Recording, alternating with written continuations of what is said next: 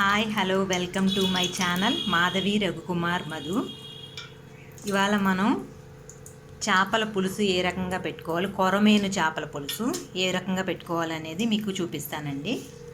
అయితే ఫస్ట్ దానికోసం మనం ప్రత్యేకంగా చేపలు వండుకోవడానికి ఇలాంటి బాండీ అయితే ఉపయోగిస్తాం కదా, మేము కూడా దాన్నే ఉపయోగిస్తున్నామండి.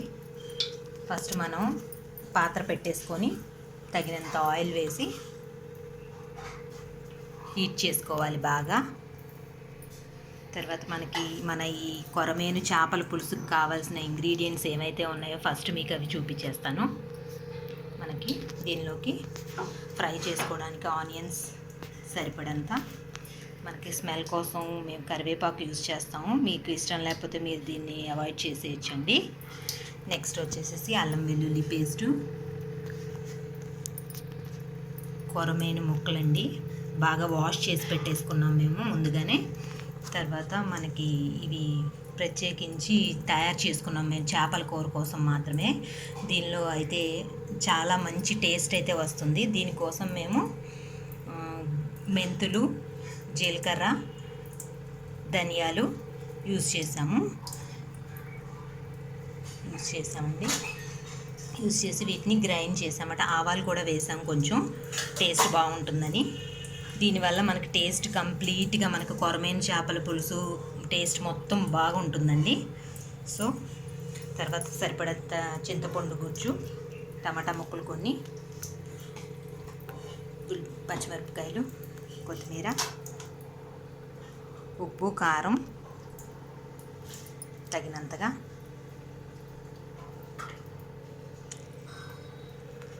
సో మనం ప్రొసీజర్ అయితే స్టార్ట్ చేసేద్దాం. ఫస్ట్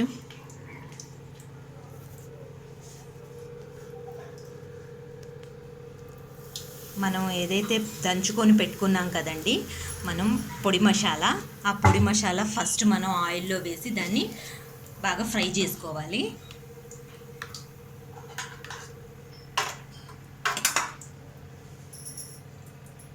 అది బాగా ఫ్రై అయిన తర్వాత పచ్చిమిర్చి ముక్కలు వేసుకొని వాటిని కూడా ఫ్రై చేసుకోవాలండి. నేను తీసుకున్న ముక్కలకి సరిపడా 4 పచ్చిమిరపకాయలు అయితే నేను యూజ్ చేశాను. తర్వాత కరివేపాకు వేసి చిటపటలాడిన తర్వాత మనం ఆనియన్ ముక్కలు వేసేసుకొని వాటిని బాగా ఫ్రై చేసుకోవాలండి.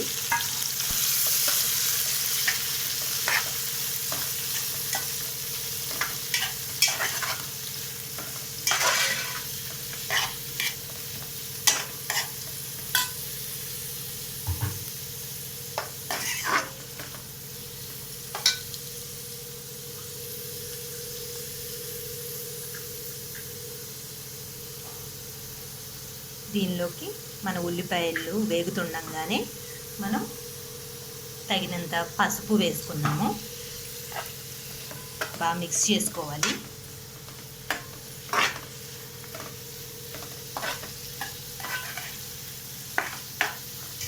బాగా మిక్స్ చేసుకోవాలండి.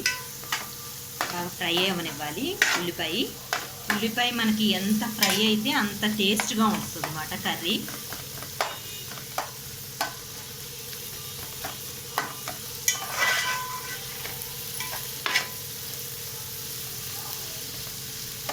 కొంచెం టైం పడుతుందండి.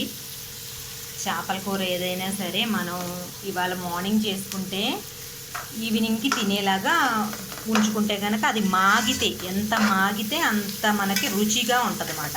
అదే ఇప్పుడు నైట్ టైం వండుకున్నాం అనుకోండి, అది రేపు మార్నింగ్కి చేపల కూర అనేది ఎప్పుడు కూడా అప్పటికప్పుడు చేసుకొని తింటే అంత టేస్ట్ అయితే రాదండి. అలా మాగించుకొని తింటే కనుక ఆ రుచి చాలా బాగుంటుంది.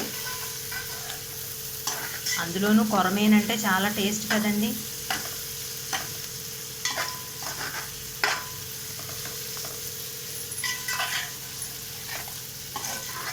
ఉల్లిపాయ బాగా ఫ్రై అయిపోవాలి. మనం చేసుకున్న మసాలా దీనికి బాగా పట్టించి బాగా దోరగా వేగాలండి. ఇది కొంచెం టైం అయితే పడుతుంది కదా.